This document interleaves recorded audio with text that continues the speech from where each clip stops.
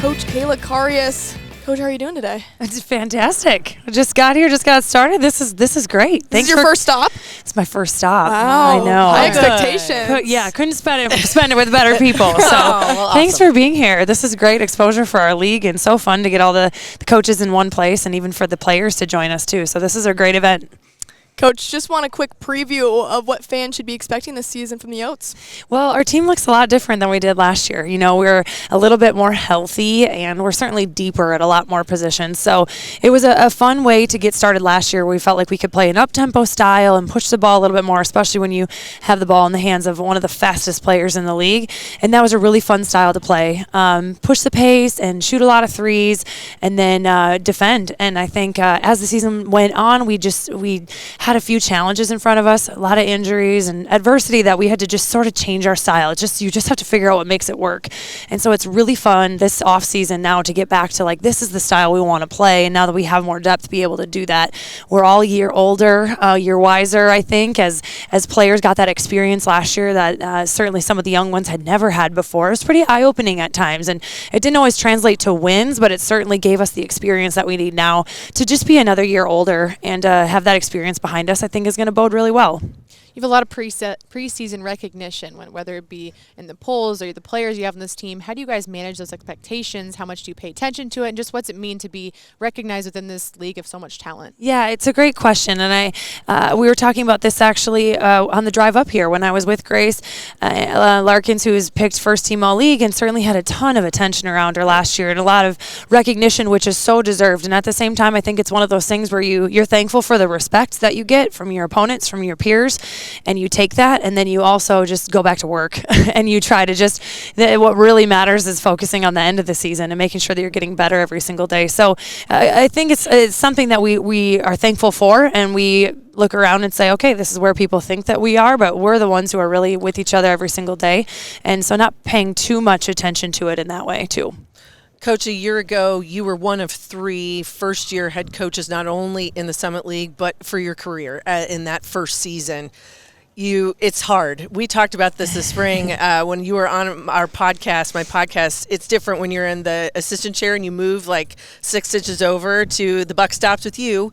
So as you look at this season 2, and now that you've gotten your kids back in the gym and you spent that time together, what are some of the things you take from that year 1 to year 2 and say, hey, this is where we've got to be better, I've got to make a change, or that this is the direction we need to go? Yeah, well, I spoke a lot about the players getting that experience. That came along with me too. And you're right, you 6 inches doesn't seem like a lot. You actually have a much better view because you can stand up and squat, and you have a little more freedom that way if we're going to be specific. But really enjoyed it. I just have really felt like this has been my calling for a long time. But you certainly probably aren't prepared for everything that's coming your way. You may think that but until everything starts happening, sometimes you're just moving at 100 miles an hour, and it's almost like you're sprinting a marathon the entire season. So it's not until when the season ends you finally get a chance to regroup and look back and say, okay, what do we need to work on here? And like you said, what things can we improve? So as a team and as a system wise, we definitely felt like we needed to improve our defense overall. We felt like we were scoring enough points to win games, but overall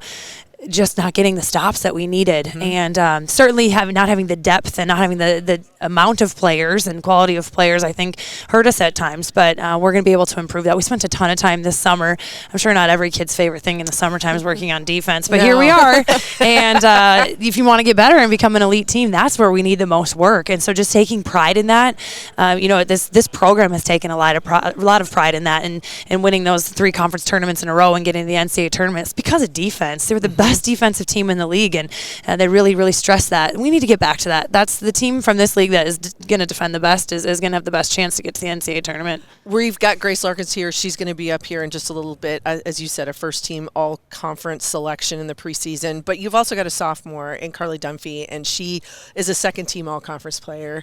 What about her game did you see as a freshman, and where can she be better at that forward? She averaged almost 12 points a game for you a year ago. She was a great addition conversation for us to have. And it's one of those things. She redshirted her freshman year, so last year started out the season about the same way, trying to just find out where she would fit, and then it just clicked. And it's really fun when that happens, because we certainly had a lot of attention on Grace, right? Yeah. And how we need another scorer. We need somebody else to be able to spot up, because when she gets double or triple team, she needs somebody to kick it to, or somebody to be able to finish. And it was really cool to see that click for Carly about halfway through the year, and then in conference play she really just took off. And I call her the matchup nightmare. I just think she's so athletic, but also with her size and her skill set, I think teams had a hard time matching up with her. We played smaller sometimes and put her at the 5, and that was really hard for people when we spread the floor. But I think for her to continue to take steps defensively, I think she's a capable player of guarding multiple positions. That would be huge for us, because that gives us the versatility in our lineup to slide her to one spot or another. But I am excited about her. I think with Grace's leadership and with Carly's now experience going into her redshirt sophomore year, I think it could be a great year for both of them. It's not easy in the Summit, as you know. I mean, it's a grind. So you got to get this team ready, and you got to think about it. So the non-con is not easy. No. You are going to go to Creighton November 10th, and then you get to at least go to the Sunshine. So you're going to the Bahamas. You're going to get DePaul. You're going to get the Michigan State or Middle Tennessee. You've got another one after that. You got UNI at home at the end of November. That's a gauntlet. Sounds like fun. It sounds like a blast. What are you talking about? Yeah. So how do you get this group ready to go in November and take these challenges on head on? Yeah, well, it's like you said, we faced 4 teams that finished last year in the net 62 or better, and so that's tough. And that's not to mention we're in our final game at the Bahamas. We could probably face another one too. Yes. So great field there. So honored to be a part of that. I think what that means is we're going to get battle tested, and we're going to get tested early.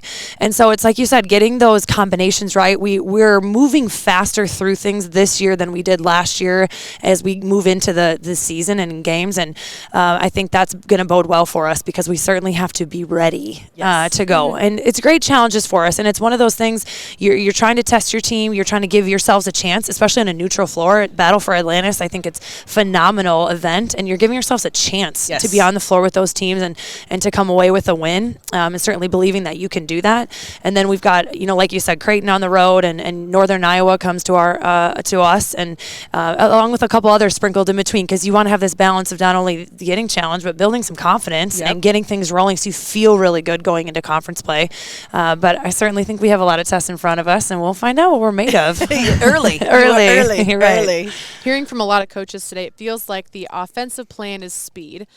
And you guys talk about defense. Is that something you guys are getting prepared for in that non-con and in the league to be ready to defend a really quick offense? Yeah, no question. I think we're facing some really, really good offenses. Certainly Creighton is one of those who's willing to play really fast and shoot really early and play that 5-out style. I think that's going to be good for us. But facing the athletes that we're going to face at the Battle for Atlantis will be a great, great test for us to be able to work on what we have. We'll see how good that summer off season went defending and mixing in maybe even some different defenses and really trying to figure out a way to get stops. So I think all of that, it'll be a great test for us. I think we're going to see a lot of different styles, and I think that always bodes well for you when you get to conference play. So you're not surprised by anything. You're just ready to roll.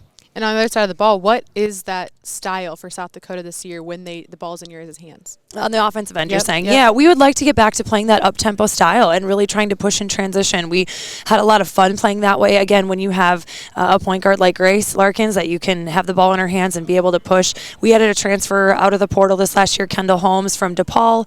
Clearly another player who's used to be playing fast, and ironically enough, we're going to face DePaul in the first game of the Battle for Atlantis. She's excited, so it's good. I can imagine. So just that up-tempo style is so natural for them. And then there's some other things I think that we're going to just change. I never really, you talk about your style, and as a second-year head coach, you're still developing that. And also, it's not just what I want. It's really what fits with our players. And so there's certain aspects that I didn't really think were my style. And as you go through it, you're like, well, we've got players who are really good at that specific thing.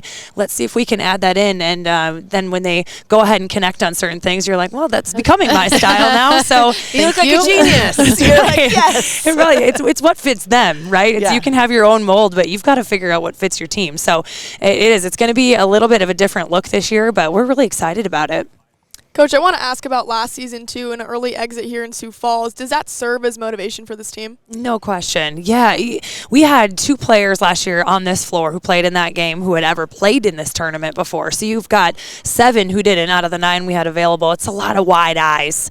And I agree, we're not that far from home playing in this venue, but it is different. It's different when you walk in here and it's a bigger environment. Certainly we drew a great crowd, which we're so thankful for, but even just the amount of people, it's a big moment. It's a big stage, and we're so grateful for what an awesome experience the Summit League tournament is at the Premier Center. It's so fantastic, but you can't really replicate that in your own gym. Right. And so for those players to get that experience on the floor, even though it didn't go the way that we wanted it to, certainly anybody who watched the game knows in the first half we were rattled and we were being forced to play much faster than we were comfortable with.